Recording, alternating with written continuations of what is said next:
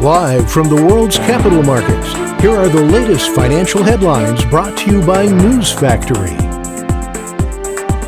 Hello and welcome to Wednesday's financial news.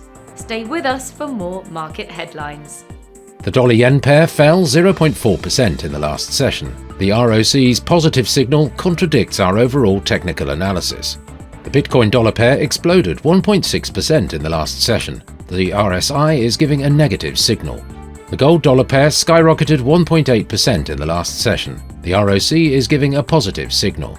The oil-dollar pair rose 0.7% in the last session, after gaining as much as 1.6% during the session. The stochastic indicator indicates an overbought market. Coming up, the choices from our chief analyst for today.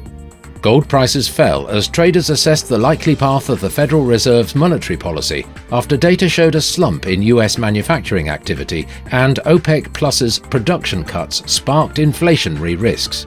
The pound rose to a 10-month high against the dollar, taking advantage of a softening in the US currency.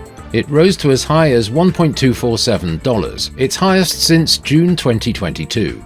Ethereum, ETH, the native token of Ethereum's blockchain, rose to an 8-month high, outshining market leader Bitcoin as US stock futures traded higher while the dollar index dipped. Those were today's major economic events, and now moving on to world financial headlines. The US ADP employment change will be released at 12:15 GMT. The US ISM Services PMI at 1400 hours GMT. Italy's retail sales at 0900 hours GMT.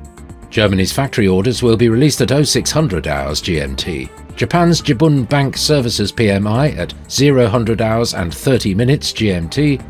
Japan's foreign bond investment at 2350 GMT. We hope that you've enjoyed Wednesday's market outlook.